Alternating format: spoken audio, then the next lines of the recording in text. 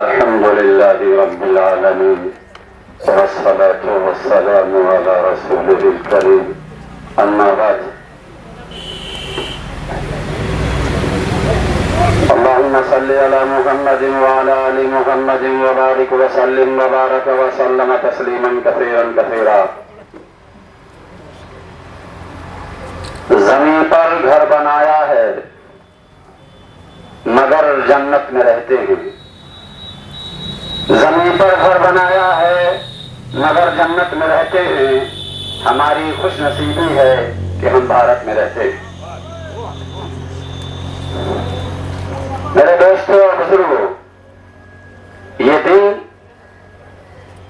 جو ہمیں میسر ہے اسے ہم آزادی کا دن مانتے ہیں. اور آزادی کا دن اس لیے مانتے ہیں کہ ہماری سانسیں بھی آزاد ہیں، ہمارے بچے بھی آزاد ہیں اور ہم بھی آزاد ہیں. جس ملک میں ہم رہتے ہیں اس ملک کو آزاد کرنے کی ایک تاریخ ہے اور ہم اپنے اسلاف کی، اپنے پرکھوں کی قربانیوں کو یاد رکھتے ہیں. اسی لیے ہم اس دن کو مناتے ہیں تاکہ جن لوگوں نے اس ملک کے لیے قربانیاں دی ہم انہیں بھول نہ سکیں اور اپنی نسلوں کو بتائیں کہ یہ آزادی ناچتے گاتے نہیں ملی، بلکہ اس آزادی کے لیے ہم تو 1857 سے بات سنتے ہیں لیکن 1799 سے اس کی بنیاد پڑی تھی. اور سب سے پہلے اس ملک کی آزادی کی اینٹ میں جو اینٹ لگی تھی وہ مسلمان کی اینٹ تھی اور وہ سلطان ٹیپو کی اینٹ تھی، جس نے سب سے پہلے ٹیپو سلطان نے اپنے اس ملک کے لیے جان دی اور اس ملک کے لیے شہادت کا نذرانہ پیش کیا. ہم کو اور آپ کو پیغام دیا کہ دیکھو میں اس آزادی کی بنیاد ڈال کے جا رہا ہوں. میں دنیا میں رہوں نہ رہوں لیکن اس ملک میں رہنے والی ہماری ہندو، مسلم، سکھ، عیسائی تمام نسلوں کو آزادی کی سانس پلانے کے لیے تمہیں اپنے سانس کی قربانی دینی ہوگی. انگریز اس وقت تک اپنی حکومت کا اعلان نہیں کیا تھا، اس وقت تک اعلان نہ کیا تھا، لیکن جب ٹیپو سلطان کی شہادت ہوئی تو آپ کے لاش پر کھڑا ہو کر انگریز نے اعلان کیا کہ آج ہندوستان ہمارا ہو گیا. جب تک سلطان کی شہادت نہ ہوئی تھی تب تک انگریز کی جرأت نہ تھی جو اعلان کر سکے کہ ہم اس ملک کو اپنے ہاتھ میں لے لیے ہیں. میرے دوستوں اور بزرگوں، اس ملک کی تاریخ میں علماء کرام کا بہت بہترین کردار رہا ہے اور بڑا عظیم کردار رہا ہے. جب اس ملک کے اندر ایسٹ انڈیا کمپنی کی بنیاد پڑی اور وہ تجارت کے بہانے سے اس ملک میں داخل ہوئے، لوگ سمجھے کہ تجارت کرنے آئے ہیں لیکن ان کا نشانہ اس ملک کے کونے کونے پہ قبضہ کرنا تھا، ان کا نشانہ اس ملک کو اپنا غلام بنانا تھا. ہم سمجھ نہ سکے لیکن جو اہل دل لوگ تھے، جو اہل جگر لوگ تھے، جو اہل علم لوگ تھے، جو اہل فراست والے تھے، انہوں نے سمجھا اور اس میں سب سے پہلا نام حضرت شاہ محدث ولی اللہ دہلوی رحمۃ اللہ علیہ کا آتا ہے. انہوں نے سب سے پہلے اس لفظ کو پکڑا اور کہا کہ ان کا نشانہ ملک میں تجارت کرنا نہیں ہے بلکہ ان کا نشانہ ملک کو قبضہ کرنا ہے.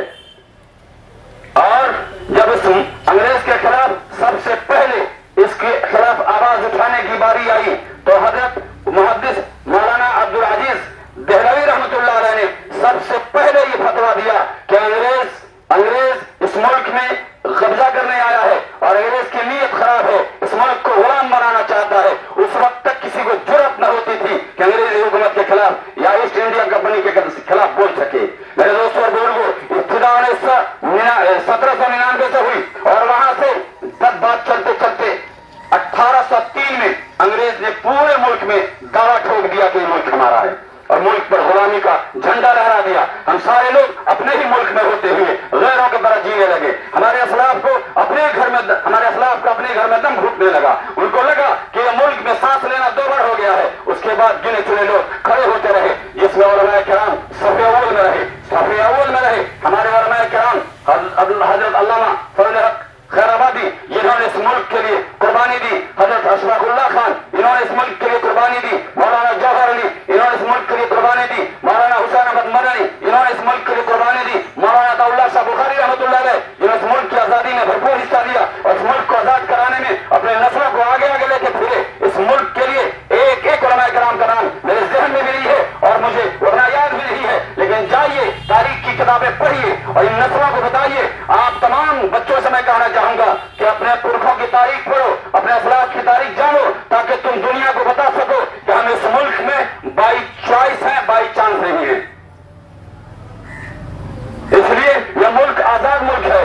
इस मुल्क में आजाद रहना है, आजाद रहने देना है, किसी पर जुल्म नहीं करना है, इंसाफ की बात करनी है। अगर किसी वक्त सत्ता या पावर हमारे हाथ में आए तो हम किसी पर जुल्म न करें। यह मुल्क अमन का मुल्क है, यह मुल्क मोहब्बत का मुल्क है, यह मुल्क शांति का मुल्क है, अमन के साथ जीना। और दुनिया का वाहिद मुल्क यह है जहाँ किस्म किस्म के मज़ाहिब के लोग रहते हैं और हर मजहब के लोगों को कानूनी दायरे में रहते हुए आजादाना तौर पर उनके मजहब के मुताबिक जीने का हक है।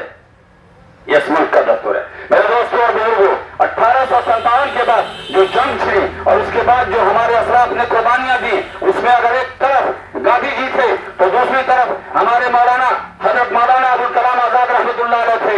एक तरफ अशफाकुल्लाह खान थे तो दूसरी तरफ शहीद भगत सिंह थे। एक तरफ अगर कोई और हिंदू था तो दूसरी तरफ कोई मुस्लिम था, कोई सिख था, कोई ईसाई था। वहां मजहबी तफरीक नहीं थी, बल्कि सारे मजहबी तफरीक को मिटाकर सफ़े अव्वल में एक सफ में खड़ा होकर, एक साथ खड़ा होकर हिंदू, मुस्लिम, सिख, ईसाई सब आपस में भाई भाई का नारा लगाकर इस मुल्क की आजादी के लिए अंग्रेजों के खिलाफ फतवे दिए गए, अंग्रेजों के खिलाफ आवाजें उठाई गई, एहतजाज किया गया। हजरत मौलाना अबुल कलाम आजाद रहमतुल्लाह अलैह जेल में बंद किए गए और जेल में बंद होने की पोजीशन में उनकी बीवी की तबीयत खराब होती है और खबर मिलती है, अंग्रेज खबर देता है कि आपकी बीवी की तबीयत खराब है, आपके सामने एक ऑप्शन है। क्या ऑप्शन है? कि आप लिख के दे दें कि आप इस लड़ाई से दस्तबरदार होते हैं, आप इस लड़ाई में हिस्सा नहीं लेंगे तो हम आपको आजाद कर देते हैं, आप अपनी बीवी में चले जाएं, कुर्बान जाइए। हमारे आजादी के हीरो हजरत मौलाना अबुल कलाम आजाद रहमतुल्लाह अलैह की जुमलों पर उन्होंने साफ अंग्रेज को कह दिया कि अंग्रेज, मेरी बीवी बीमार है और मेरी मां कैदी है, ये भारत मां कैदी है, अंग्रेज तेरे कैद में है, मेरी मां जेल में हो और मेरी मां हथकड़ियों में जकड़ी हो और मेरी बीवी बीमार हो तो मैं बीवी को बीमार छोड़ सकता हूँ, बीवी के जनाजे का ऐलान हो मैं सुन सकता हूँ, लेकिन अपनी मां को हथकड़ियों में जकड़ा हुआ नहीं देख सकता। मुझे ऐसी आजादी नहीं चाहिए, मुझे अपनी नफ्सियाती आजादी नहीं, अपनी कौम की, अपनी नस्ल की, इस मुल्क के खित्ते खित्ते की आजादी चाहिए। मेरे दोस्तों और बुजुर्गों, बात जब अंग्रेज तक पहुंची, हजरत मौलाना हुसैन अहमद मदनी रहमतुल्लाह अलैह अंग्रेज के खिलाफ फतवा दिए कि अंग्रेजी फौज में मुसलमानों का भर्ती होना हराम है, क्योंकि ये मुल्क के साथ गद्दारी है और मुल्क के साथ वफादारी करना इस्लाम का हिस्सा है, मुल्क से मोहब्बत करना इस्लाम का दस्तूर है। लोग जो कहते हो कहें, लेकिन तारीख पढ़िए तो पता चलेगा। हुसैन अहमद मदनी रहमतुल्लाह अलैह ने जब ऐलान किया कि अंग्रेजी फौज में मुसलमानों का भर्ती होना हराम है, इनको गिरफ्तार किया गया, कोर्ट में हाजिर किया गया और उनसे सवाल हुआ। अंग्रेज जज ने पूछा कि आपने फतवा दिया है कि मुसलमानों का अंग्रेजी फौज में भर्ती होना हराम है? उन्होंने साफ लफ्जों में कहा, दिया क्या होता है, दिया क्या होता है? कल दिया था, नहीं आज दे रहा हूं और तुम्हारे सामने दे रहा हूं कि मुसलमानों का अंग्रेजों की फौज में भर्ती होकर हिंदुस्तानियों पर गोली चलाना हराम है। तुम्हारे सामने कह रहा हूं कि इसका अंजाम पता है। हाँ, इसका ब्रीफ केस खोला और सफेद कपड़ा ब्रीफ केस से निकाला और ऐलान किया कि मुझे पता था कि इसका अंजाम क्या होगा, मुझे पता था कि तुम फांसी पे चढ़ा दोगे, मुझे पता था कि तुम मेरी जान ले लोगे, इसलिए कफन देवन से लेके आया हूं ताकि मरने के बाद अंग्रेज का टुकड़ा हमारे जिस्म पर न चढ़े। ये कुर्बानियां हमारे खिलाफ कह रही हैं। मेरे दोस्तों और बुजुर्गों, शहीद भगत सिंह को क्या लेना देना था इस मुल्क से? आज इस दुनिया में नहीं है, लेकिन उन्होंने हिंदू, मुस्लिम, सिख, ईसाई से परे हटकर अपनी जान की कुर्बानी दी और बड़े बड़े हमारे असलाफ सरदार भाई पटेल और बड़े बड़े डॉक्टर राजेंद्र प्रसाद, बड़े बड़े लोग इस मुल्क के आजादी में हिस्सा लिए। मुसलमानों ने भी, हिंदुओं ने भी, सिखों ने भी, ईसाइयों ने भी बढ़ चढ़ के हिस्सा लिया, तो ये दिन आज हमको मिला कि हम आजादी की सांस ले रहे हैं। ये बहुत बड़ी नेमत है। कहा गया कि आजादी से बड़ी नेमत कोई नहीं है, आजादी से बड़ी नेमत कोई नहीं है। एक आदमी गुलाम हो तो गुलामी की जिंदगी पर, 100 साल की गुलामी की जिंदगी पर 2 दिन की आजादी की जिंदगी बेहतर है। टीपू सुल्तान का ही बोल है। मेरे दोस्तों और बुजुर्गों, अल्लाह ताला और आप पर हमको ये नेमत दिया है, इस नेमत की कदर करें और गली खित्ते के अंदर नफरत नहीं, मोहब्बत का पैगाम पहुंचाएं, क्योंकि असली मजहबी गांधी जी थे, असली मजहबी मौलाना अबुल कलाम आजाद थे, उनसे ज्यादा मजहब परस्त कोई नहीं था। जिस शख्स ने कुरान की तफसीर लिखी, जो मुफस्सिर कुरान बना, जिसने कुरान का तर्जमा लिखा और जो मजहबी तौर पर अपना जबरदस्त आलिम था, वो इस मुल्क का बंटारा हो रहा था। आजादी के बाद लोगों में खलबशार हुआ और मुल्क 2 हिस्सों में बंटने लगा। उस वक्त लोग अपना सामान बांध के दूसरे मुल्क जाने लगे, वहां जामे मस्जिद की सीढ़ियों पर खड़ा होकर हजरत मौलाना अबुल कलाम आजाद रहमतुल्लाह अलैह ने जो ऐलान किया था वो ऐलान हिला देने वाला था। उन्होंने साफ लफ्जों में कहा था कि देखो तुम जो हिजरत के नाम पर जा रहे हो ये हिजरत नहीं है, ये राह फरार है, तुम भाग रहे हो। तुम्हें गजरा पर वुजू करते हुए मुसलमान याद नहीं है, तुम्हें दरिया जमुना पर वुजू करते हुए मुसलमानों की तस्वीर याद नहीं है, तुम भूल गए हो कि जमुना पर हमने बैठ के वुजू किए हैं, तुम भूल गए हो कि गंगा तुम्हारी है, तुम भूल गए हो कि इस मुल्क के जामे मस्जिद तुम्हारी है। ये लाल किला, ये कुतुब मीनार की बुलंदी तुझे बुला रही है, ये लाल किला की खूबसूरती तुम्हें बुला रही है, ये ताजमहल का हुस्न तुम्हें आवाज दे रहा है और तुम दूसरे मुल्क में जाके बसोगे। कुर्बान जाइए उनके जुम्मों पर बढ़ते हुए कदम लोगों के थम गए और उनके पांव रुक गए और उन्होंने साफ वहद कर लिया कि इसी मिट्टी में जिएंगे और इसी मिट्टी में मरेंगे। बहादुर शाह जफर के सामने उनके बेटों का सर काट कर लाया गया, बेटों का सर उनके रंगून की जेल में आप थे और बेटों का सर उनके सामने दस्त में काट कर लाया गया और अंग्रेज ने कहा कि दम दमे में दम नहीं, अब खैर मांगो जान की। बहादुर शाह जफर से कहा कि दम दमे में दम नहीं, अब खैर मांगो जान की। ऐ जफर ठंडी हुई शमशीर हिंदुस्तान की। अपने बेटों का सर दस्त में देखने के बाद भी उस शेर दिल इंसान ने कहा था साफ जुमलों में और खुल कर यकीनन अपने बेटों का सर देखने के बाद अच्छे लोग हिल जाएंगे, लेकिन वो शख्स ने कहा था कि गाजियों में बू रहेगी, गाजियों में बू रहेगी जब तक ईमान की तख्त लंदन तक चलेगी तेरे हिंदुस्तान की। मेरे दोस्तों और बुजुर्गों, यह मुल्क इतनी कुर्बानियों के साथ हम तक पहुंचा है, इसलिए आप तमाम लोगों से और हाज़रीन से बच्चों से कहूंगा कि इस मुल्क की आजादी की कदर कीजिए, अमन आष्टी मोहब्बत का पैगाम दीजिए। दुनिया क्या कहती है उसकी परवाह न कीजिए। हाँ, कुछ लोग हैं जो कुछ अनासिर परस्त हैं, कुछ लोग फिरका परस्त हैं जो मुल्क में आग लगाना चाहते हैं, लड़ाना चाहते हैं। हिंदू मुस्लिम सिख ईसाई सब आपस में भाई भाई कल भी थे आज भी हैं और तादमे हयात इस मुल्क की मिट्टी से मोहब्बत की खुशबू दुनिया को हम दिखाएंगे, करेंगे ऐसा इंशाअल्लाह। एक शायर ने आज के हालात पे जो जुमला कहा है, मुझे तो आवाज ठीक नहीं है लेकिन मुझे अच्छा लगता है इस मौके से उसको पढ़ना कि जो हालात हमारे मुल्क के हैं अल्लाह इस मुल्क के हालात बदल दे और अल्लाह हमको अमन के साथ मोहब्बत के साथ रहने की तौफीक अता फरमाए, हर एक से मोहब्बत करने की तौफीक अता फरमाए। आगे नेता ने मुल्ला पंडित ने गुंडों ने मक्कारों ने, नेता ने मुल्ला पंडित ने गुंडों ने मक्कारों ने सारे देश में आग लगा दी मुट्ठी भर अंगारों ने।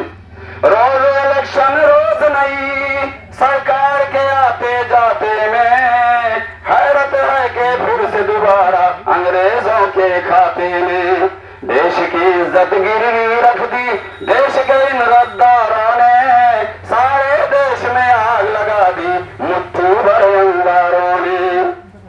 चंबल में अब कोई नहीं है सब दिल्ली में रहते हैं, लेकिन कोठे और बंगलों में अब दिल्ली में रहते हैं। देश का बेड़ा गर्क किया इन कुंवरी और कंवारों ने, सारे देश में आग लगा दी मुट्ठी भर अंगारों ने।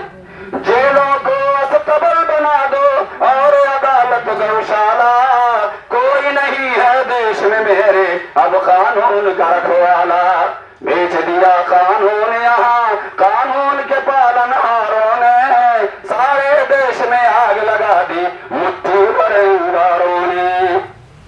रावण अखबार ने जो जहर फैलाया है, अल्लाह इन अखबारियों को समझ दे दे कि ये सच को सच और झूठ को झूठ लिखे, हक को हक और बातिल को बातिल लिखे। पानी को ये आग लिखे और आग को पानी लिखते हैं, पानी को ये आग लिखे और आग को पानी लिखते हैं। रावण के ये जुल्म सतम को राम कहानी लिखते हैं। जहर का सुब का फैलाया जहरीले अखबारों ने, सारे देश में आग लगा दी मुट्ठी भर अंगारों ने।